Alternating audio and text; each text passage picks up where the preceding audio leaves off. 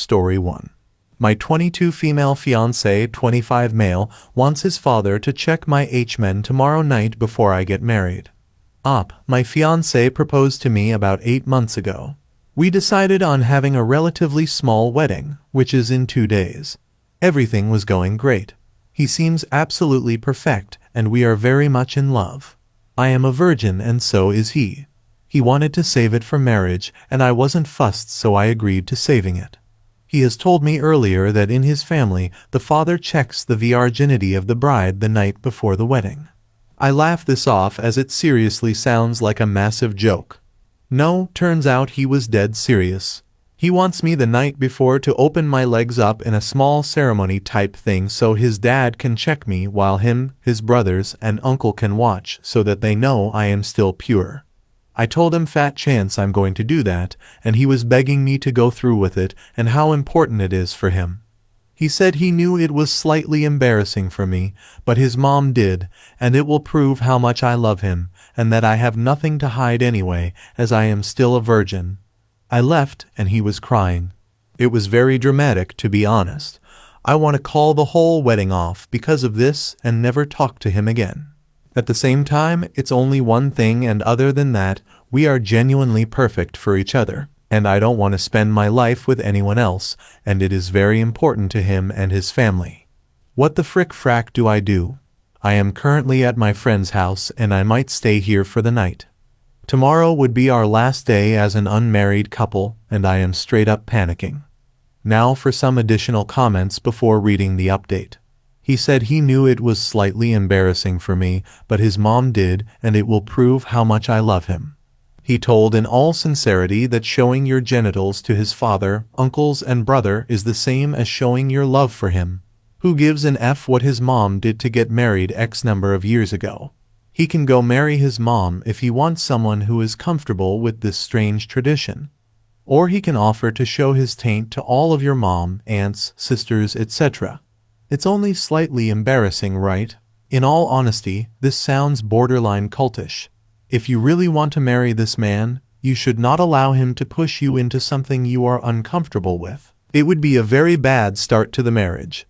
You're 22 and inexperienced sexually, so from that information, there's a chance this will be your first experience showing your genitals to someone who is not a medical professional.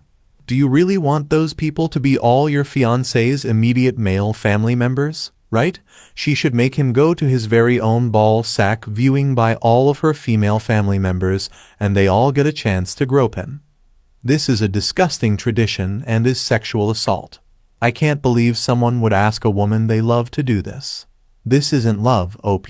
There are plenty of men or women who would never make you do something like this to prove anything and would in fact protect you from something so vile.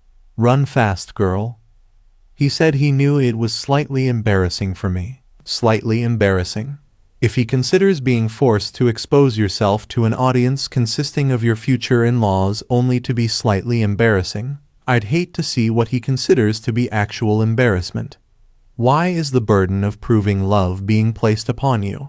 If anything, this is his chance to prove how much he loves you by standing up to his family for his future wife by telling them that there will be no genital gawking ceremony. Honestly, it makes me feel like her future father-in-law and all the other men wanting to be involved with this ceremony are trying to see a young woman's tight virgin vagina. It's like child porn, only real life, because to them, you're a young woman and exposing yourself for all of them to see is probably a major turn-on for them because they're in a position of power and authority, and Op is just a young woman trying to please her man by doing what he tells her is the right thing to do. I feel so disgusted for Op right now. Those men are more than disgusting. This feels extremely taboo, unnecessary, and downright sickening. I'm so sorry things like this even exist. Now for the update. Update. First of all, thank you so much for all the replies. I didn't think this would get so big. I've read pretty much all of them. Special shout out goes to the person who says this was a fake solely on the fact that I write like a man, whatever that means. XD also. Thanks for all the gold and silver. It's appreciated. Although if you want to spend money, give it to charity or something. I went and talked to him this morning.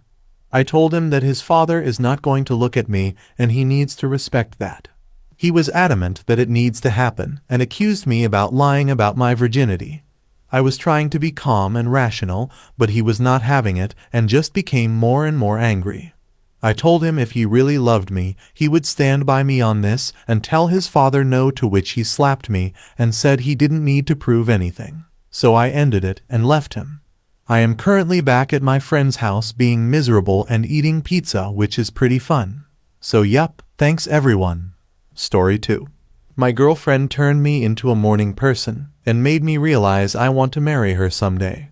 Full disclosure, neither of us are ready for marriage, so there won't be a proposal update anytime soon. But she made me realize I want to spend the rest of my life with her. On mobile, and I have a lot of details because I want you to see my girlfriend through my eyes. Throw away because even though she doesn't have Reddit, my friends do. And I don't want them to freak her out about the marriage part because I know she's not near ready. Anyway, on to the story. So I 21 male moved in with my girlfriend 20 female of 2 years about 3 months ago. Now I'm in no way a morning person and dread waking up any time earlier than 12 to 1 if I can help it. My girlfriend and I both work 9 to 5 Monday through Friday. I like having the same schedule as her, but I hate waking up at 7 to 8 a.m. every day, so before I moved in with her, I normally spent my weekends sleeping until 2 to 3. My girlfriend is also not a morning person and has a hard time waking up in the morning most of her life until she started working at her current job. She still hates it, but she says it's easier than it used to be. The first week after I moved in, she would wake up after about 3 alarms where it would take me about 7 or 8 snoozes to wake up. But by the time I woke up, she had already showered and made coffee. Then the weekend rolls around and Saturday morning, gets up at around 10, and I was half awake for long enough to check my phone before going back to sleep.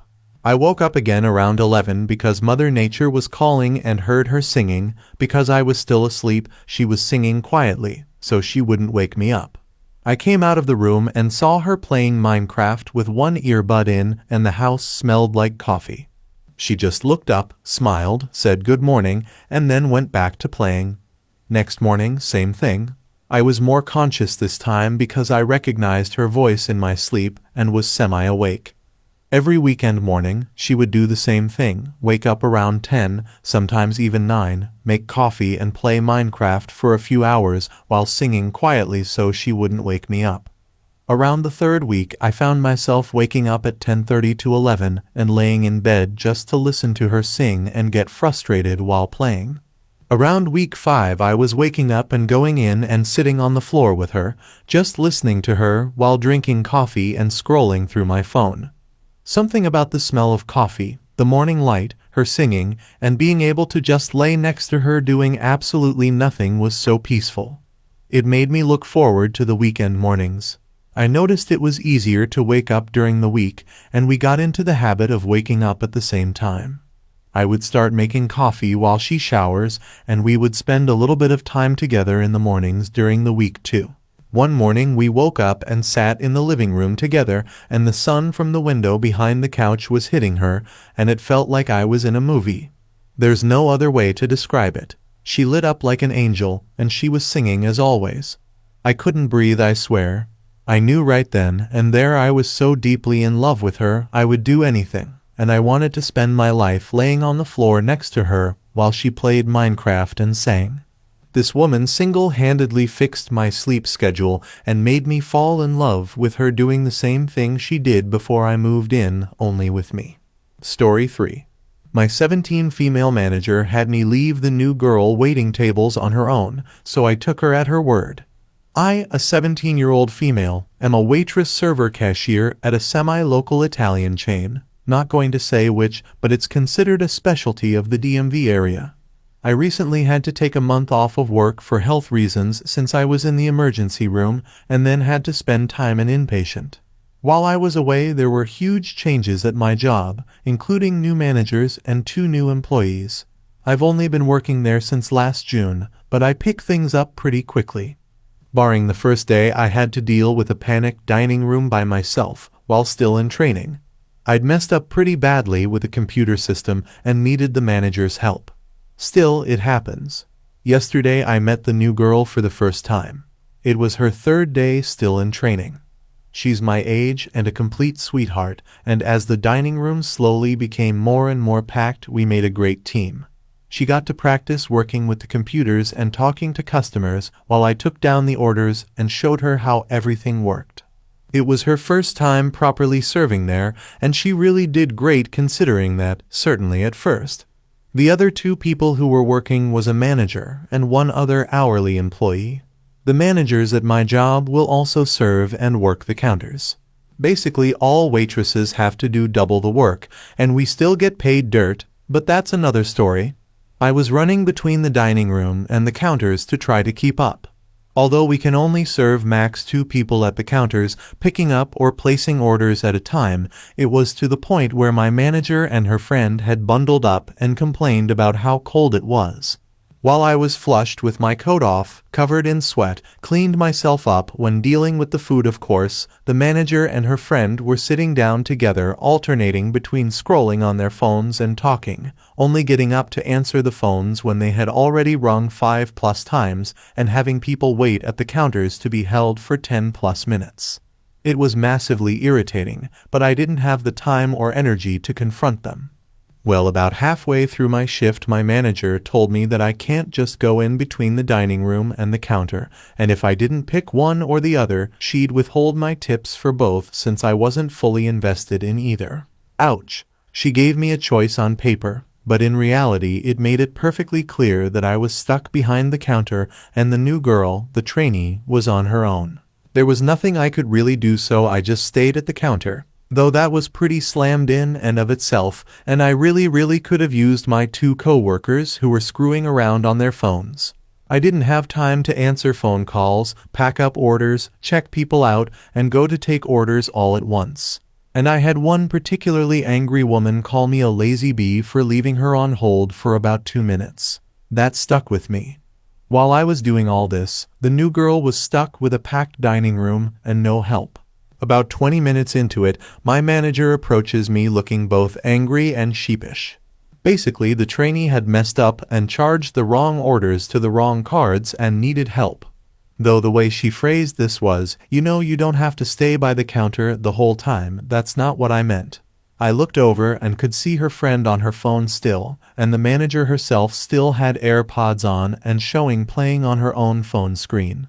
I responded in my sweetest, most respectful voice, I'm sorry, but we only get paid $10 an hour. My tips are too vital for me to forfeit them, so I'm going to stay put. Context: minimum wage is $15.65 where I live. She was floored, and instead of helping either of us herself, waddled back to her seat and resumed her show. Of course, I ended up checking in with the trainee and asked if she needed my help, and if the mistake was sorted out. She said that she had things back under control and a lot of the people dining in were headed out, which was great because the counter was still slammed. The kicker this morning, apparently a customer called in and complained that the blonde girl, me, and the girl with braids trainee were so busy that they were sweating, while the other 2 women, manager and her buddy, were sitting on their phones. I only wish I saw her face when she heard about the complaint. Now for the updates. Update 1. I really wasn't expecting this to blow up. Wow, it breaks my heart that a lot of people can relate. I'm having a hard time keeping up with comments, but I'm reading through as many as I can. I'll update after my shift tonight. For clarity, I'm 17. My manager is middle-aged. I have other applications out, but have yet to hear back and am definitely planning on reporting to the state. I guess they cut corners here after all. I'd also like to say yes, I am really 17. English isn't my first language, and I was raised largely by my Ukrainian grandmother. So if my vocabulary almost said vernacular, just to mess with people is a little dated or odd, apologies. Update 2. I've been looking into ways to try and get things sorted out. I'm still trying to figure out the best way to report it as I've been applying for other jobs, but haven't heard back and I can't afford to be fired in retaliation. As I've mentioned in some of my responses to comments, I am a self-supporting 17-year-old who has bills due regardless and is trying really hard to not drop out of school so close to graduation. I've been put in touch with social programs and assistants. They all take a really long time to hear back from. Some folks suggested starting a GoFundMe so I could afford to quit my job and still survive in the interim, but I'm not really comfortable doing that as I don't feel I'm a charity case yet to that degree. I do have Venmo if anyone's feeling particularly giving, though I'm not expecting anything obviously. At HNPic23 I'll keep this post updated. Update 3, nothing much to report as there's no way to do a state audit without the name of the employee being revealed. We'll keep this updated. Story 4. Am I the a-hole for threatening to not attend my sister's wedding? I, 29-year-old female, have a sister called Ella, a 27-year-old female. Growing up, I was put in the position of being a parent to Ella despite how close we are in age. Our dad died while we were young, which to be honest wasn't much of an impact because he wasn't present or involved, and I don't think he really wanted us. Then when Ella was 6 and I was 8, she was diagnosed with diabetes and ended up in the hospital after falling extremely sick, which is how they diagnosed her. Mom fell apart and basically checked out after the diagnosis. She went to the hospital every day and was there, but she never took anything in. Made no effort to make sure she was able to help Ella deal with her diagnosis. Wasn't there for me. Once Ella came home, I had to take over and make sure we had something to eat. And I had to push Mom to bring money into the house some way because she lost her job after Ella's diagnosis when she basically ghosted her boss and refused to speak to them. It was a tough life and Ella really clung to me. Lines were blurred because I wanted to be her sister, but she needed and wanted a parent, and after a while I was more of a mom in her eyes than a sister. Our relationship never returned to one of sisters, for Ella couldn't see me as anything other than her parent. Ella is now engaged to Jackson, 30 male. Jackson is my ex. We were together from the ages of 19 to 23. Jackson cheated on me and stole from me. He slept with a girl who was shitty to me at work and tried to excuse it as they got drunk. Though I found out about it, it happened at least 5 times. He also bought her stuff with my money. Literally took it from my house to buy this chick's stuff. I was furious. I even called the police on him when I learned what he had done. Ellis started dating him 18 months ago.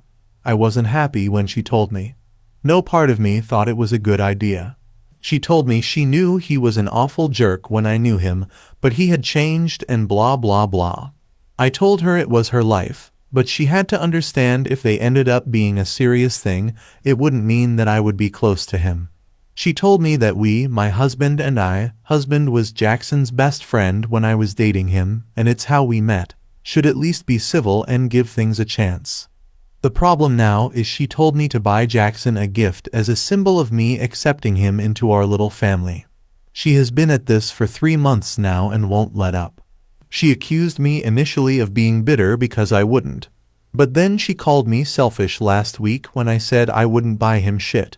She told me I have always been selfish, and it set me off because everything after I did for her, she called me selfish, and I threatened to skip her wedding. She got so upset and ran to extended family. Family who did nothing for us when we were kids. Who all told me I was awful for making that threat. Ella even said I was cruel to even consider not showing. Am I the a-hole? Now for the top of comments. Not the a-hole. And why didn't you cut her off the moment she started dating your crappy ex? I have no idea. Why did you think that was a normal thing? Are you so used to caretaking for your sister that you just decided to accept that she was a sweet innocent person who didn't know what she was doing while she was shacking up with a jerk? She's not so young and naive to know that what she did was extraordinarily messed up. But you still chose to remain in her life, which makes no sense to me. Your dad was involved in your life. Your mom checked out and walked all over you so that you could raise her daughter. And then you let her daughter walk all over you happily, even though she was boning your ex. Hopefully your husband is a solid guy and he encourages you to seek therapy so you can understand why you let people do this to you and why you stay involved in people's lives who do this to you. Not a hole. Notice he doesn't seem to be saying anything in all this, so it shows he's not changed. Also got to love her going so. He was an abusive, cheating and lying ex, but ignore that because I want to date him. She's become used to you sacrificing for her. It's all she knows, and now you won't, and she's upset because she's not getting her way. Be blunt with her. She's dating a man who did a huge amount of damage to your life. She made that choice, and as an adult, choices come with consequences, and you won't be sucking it up again as you were forced to do through her childhood. She's the one saying her relationship means more than you. This is on her, and if she doesn't like it, then that's her problem, not the whole. Honestly, I would take a big step back from the relationship with your sister. She seems to take for granted that you sacrificed your childhood for her, and continues to expect you to play martyr for her wishes. The fact that she started seeing a man that both cheated and stole from you tells me that she has absolutely no respect or true love for you. If one of my siblings did that, I wouldn't even speak to them again, much less go to their wedding and ignore the rest of your family. It's funny how they turn up now to browbeat you into doing whatever your spoiled sister wants, but they were nowhere to be seen when you had to raise her as a child yourself. You deserve far better than these people you call family. Not to a whole, Ella has made her own life choices which you don't agree with, but accept them as her choice. Ella needs to offer you the same consideration. You do not need to feel forced into a situation you're not comfortable with. You are not awful for refusing to buy a gift or refusing to go to a wedding. You are perfectly justified to miss both of these requests. I actually think it would be best to skip her wedding. How are you going to manage to say congratulations to both of them on the day?